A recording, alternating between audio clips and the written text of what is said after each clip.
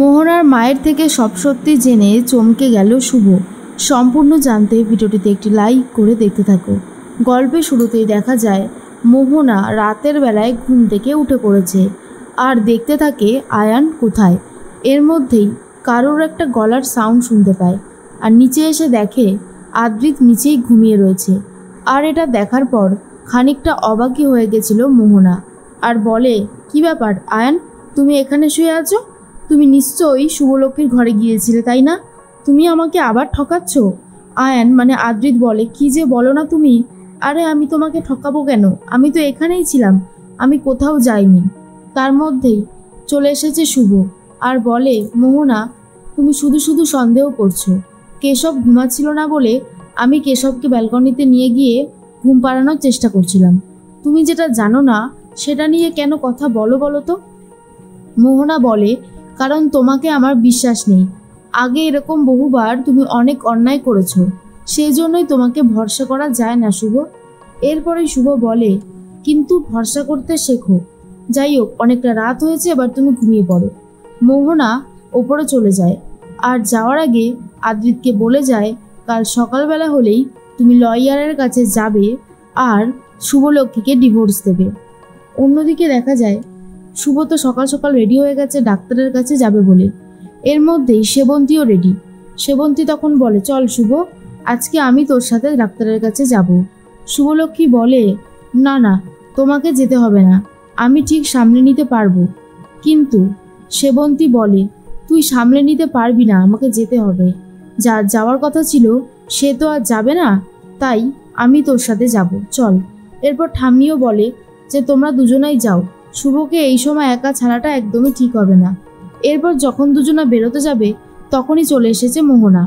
মোহনা এসে বলে, দাঁড়াও, তোমরা দুজনাই যদি বেরিয়ে যাও তাহলে ঘরের কাজ করবে কে?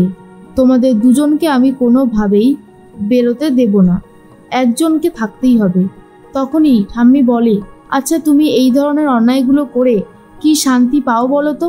না না, আমি তো একটা কথা কিছুতেই বুঝতে পারছি না, যে সেবন্তী গেলে তোমার অসুবিধাটা কোথায়? মোহনা বলে, অসুবিধা আছে, তার সমস্ত কৈফিয়ত আমি আপনাকে দেব না। এর মধ্যেই ঠিক সেই মুহূর্তেই সেবন্তী বাড়িতে থেকে যায়, শুভ একাই বেরিয়ে যায়। তার মধ্যে নিচে নেমে এসেছে আদ্রিত।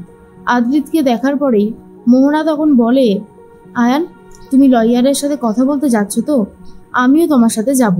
তখন আদ্রিত বলে, মোহনা এর মধ্যে তুমি যদি যাও তাহলে ব্যাপারটা অনেক বেশি কমপ্লিকেটেড হয়ে যাবে না? সেজন্যই বলছি তোমাকে যেতে হবে না, আমি গিয়ে সব সামনে নিচ্ছি। কাগজপত্র মোটামুটি সবই তো রেডি আছে, এখন কাজটা হয়ে গেলেই ভালো। মোহনা বলে, ঠিক আছে তুমি যাও তাহলে। এই বলে আদ্রিত বেরিয়ে যায়। অন্যদিকে ডোনা কথা বলতে থাকে আকাশ সেনের সাথে ফোনে আর বলে, দেখুন আমি কিন্তু আপনাকে অনেক সাহায্য করেছি আর করছিও। এই যে আপনি আমাদের বাড়িটা দখল করবার প্ল্যানে আছেন, সেখানে কিন্তু আমি আপনাকে সাহায্য করে যাচ্ছি, আর আপনি কিন্তু সেটা একবারও মনে করছেন না, তাই না? ঠিক সেই মুহূর্তেই চলে এসেছে ঋদ্ধি। ঋদ্ধি এসে বলে, কি ব্যাপার ডোনা, লুকিয়ে লুকিয়ে কার সাথে কথা বলছো তুমি? ডোনা তখন বলে, লুকিয়ে লুকিয়ে কথা বলার কি আছে, বরং তুমি বলো লুকিয়ে লুকিয়ে কথা শুনছো কেন?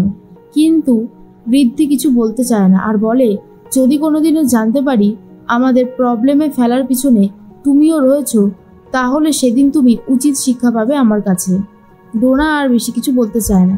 এদিকে শুভতো চলে গেছে ডক্টরের কাছে। ডক্টর কিছু টেস্ট করার কথা বলে।